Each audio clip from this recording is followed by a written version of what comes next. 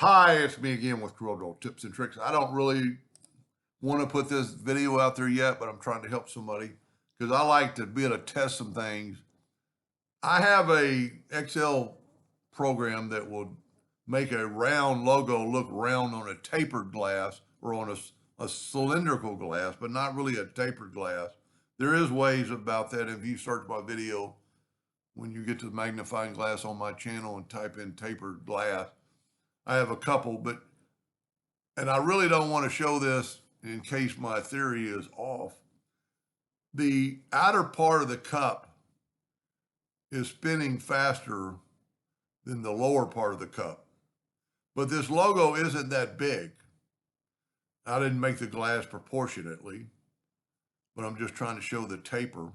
One thing you can try, if you have a glass you've already tested, one, you could do it with blue painter's tape, cover it up and just barely engrave it. I would put painter's tape down on a piece of wood and just see what you can mark the wood at or the tape at without burning through the tape.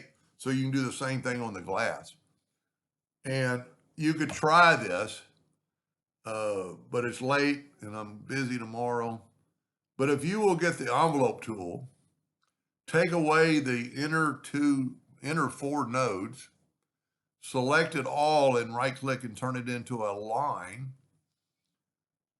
Because the outside of the glass is running faster, you really need to bring the top in. So with this, I've set my nudge factor just like on 1/4 of an inch. Take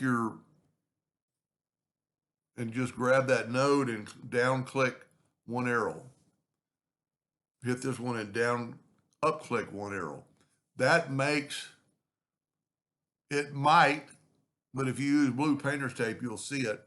And then if that doesn't work, try the other way. I'm pretty sure this is the way it worked.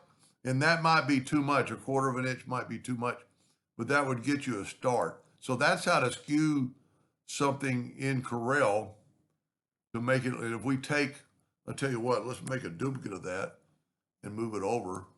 And then what you have to do is right click and so click that and right click and copy it. And then you could back up before I skewed it. And then you can right click and paste it. And there's the skewed logo and there's the unskewed logo. I really think this is going to work without doing anything. But this might work. So I'd even maybe try this on it. Well, you'd want to try the same spot, even if the cup should be the same. I would, because one thing about a laser engraver, you always mess up a cup. I keep those cups to keep pins in, and then I'm going to use them to test theories like this. And I don't have her cup, so I can't give her the exact dimensions that I would try. But blue painter's tape would really help you out. Because you could put a brand new glass in there and not ruin it. And then, put blue painter's tape on a piece of old wood and then engrave it. And you just want to barely mark the tape and not cut through the tape. And then that way it won't injure the glass. But you could try that. Anyway, I hope that helped a little bit. Thank you for watching.